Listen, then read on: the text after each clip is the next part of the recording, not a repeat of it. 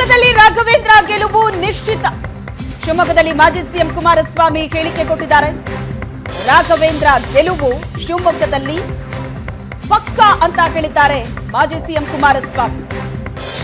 ಶಿವಮೊಗ್ಗದಲ್ಲಿ ರಾಘವೇಂದ್ರ ಉತ್ತಮ ಕೆಲಸ ಮಾಡಿದ್ದಾರೆ. ಬಿಜೆಪಿ ಜೆಡಿಎಸ್ ಜೊತೆಗೂಡಿ ಕೆಲಸ ಮಾಡುತ್ತಿದ್ದಾರೆ. ಅವರು ಮಾಡದಂತಹ ಕೆಲಸ, ಅದರಿಂದಾಗಿ ಕ್ಷೇತ್ರದ ಜನ ಅವರ ಕೈ ಹಿಡಿತಾರೆ. ಹಾಗಾಗಿ ರಾಘವೇಂದ್ರ ಗೆಲುವು ನಿಶ್ಚಿತ ಅಂತ ಮಾಜಿ ಮುಖ್ಯಮಂತ್ರಿ ಎಚ್ಡಿಕೆ ಹೇಳಿಕೆ ಕೊಟ್ಟಿದ್ದಾರೆ. ಲೋಕಸಭಾ ಸದಸ್ಯರಾಗಿ ಉತ್ತಮವಾದ ಕೆಲಸ ನಿರ್ವಹಣೆ ಮಾಡಿದ್ದಾರೆ.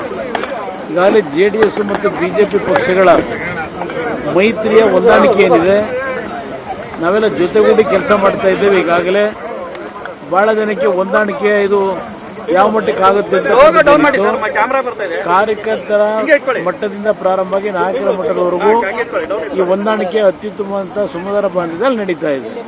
ಇವತ್ತು ರಾಘವೇಂದ್ರ ಅವರ ನಾಮಪತ್ರ ಸಲ್ಲಿಕೆ ಕಾರ್ಯಕ್ರಮಕ್ಕೆ ಏನು ಬಂದಿದ್ದೇವೆ, ಅವರ ಒಂದು ಸಂಪೂರ್ಣ ಯಶಸ್ಸು ದೊರಕಬೇಕು ಅಂತಕ್ಕಂಥ ನಮ್ಮೆಲ್ಲರ ನಿರೀಕ್ಷೆ ಏನಿದೆ, ಜನತೆಯ ನಿರೀಕ್ಷೆಯೂ ಅದೇ. ಶಿವಮೊಗ್ಗದ ಲೋಕಸಭಾ ಸದಸ್ಯರಾಗಿ ಉತ್ತಮವಾದ ಕೆಲಸ ನಿರ್ವಹಣೆ ಮಾಡಿದ್ದಾರೆ. ಈಗಾಗಲೇ ಜೆಡಿಎಸ್ ಮತ್ತು ಬಿಜೆಪಿ ಪಕ್ಷಗಳ ಮೈತ್ರಿಯ ಹೊಂದಾಣಿಕೆ ಏನಿದೆ, ನಾವೆಲ್ಲ ಜೊತೆಗೂಡಿ ಕೆಲಸ ಮಾಡ್ತಾ ಇದ್ದೇವೆ. ಈಗಾಗಲೇ ಬಹಳ ಜನಕ್ಕೆ ಹೊಂದಾಣಿಕೆ ಇದು